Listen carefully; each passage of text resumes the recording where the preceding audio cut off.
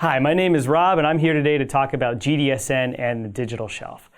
GDSN, at this point, has failed to have the impact on the digital shelf that it is capable of having. It has failed to unify the online and offline worlds. And that's really irritated a lot of people that are big GDSN fans, that are big believers in GDSN. And my opinion is that this actually isn't the fault of GDSN. It's not the fault of the design of the technology. It's the fault of the way that it's been implemented in the world. The vendors that have GDSN data pools, for the most part, have not leaned into changes in the retail environment hard enough to bring their implementations of the GDSN data pools up to spec so that they can win on the digital shelf. So what I want to talk about today is, what are 3 things that GDSN data pools should do in order to keep relevant on the digital shelf, and in order to play the role unifying the online and the offline worlds that they can absolutely do. GDSN does work for the digital shelf. So the things that they can do better, first and foremost, is they need to be interoperable. One of the things that surprised me when we really started getting into GDSN a few years ago is that not every data pool connects to every other data pool. So if you've got a grid, for example, let's do a little basic spreadsheet here, and you've got data pools 1, 2, and 3, 1, 2, 3, 4, and so on. One might connect to 2, and one might connect to 4, right? And 2 might connect to 3, and 3 connects to 2, and maybe 3 connects to 4, and so on and so forth. And it actually is possible that if you have a GDSN data pool provider as a brand manufacturer and you're publishing data to it, there might not actually be a path in the network to get to every single endpoint. The globalness of the network, the G in GDSN, in reality is not fully realized because the network isn't fully connected. So I believe, first and foremost, that every pool should connect to every other pool.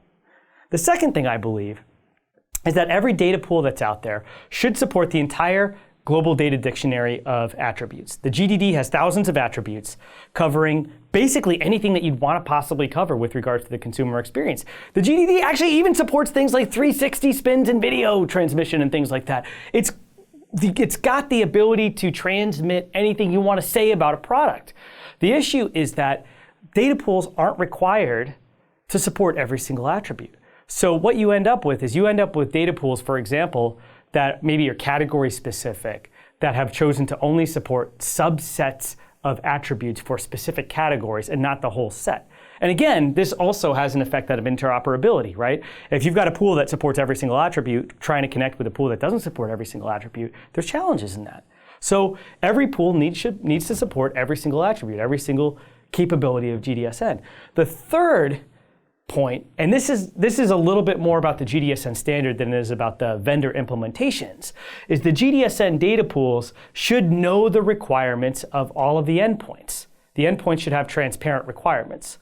What this means is, let's say that you're a GDSN data pool and you're trying to publish data to Kroger, right? And Kroger works with One World Sync right now as their GDSN data pool recipient. There's no way as a sender for me to know what attributes Kroger requires and what the validation rules are on those attributes for Kroger. The only way for me to know that is for me to work with One World Sync or for me to work with Kroger and for me to do that work outside of the bounds of GS1 standards. I have to just somehow piece together what Kroger's asking for. And what this means is that I might publish data as a brand manufacturer through the network, have it received by a Kroger or anyone else in the world that accepts from GDSN, have that message be rejected with information and then trial and error go back and forth and that type of thing, right?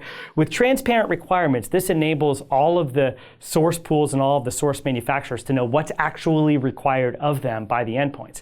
Now, this is really, really important for the digital shelf in particular because requirements for consumer experiences change all the time.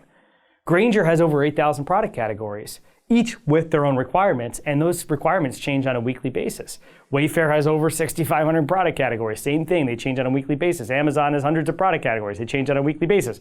These sites are constantly A/B testing the attributes in the consumer experiences and what they should be asking.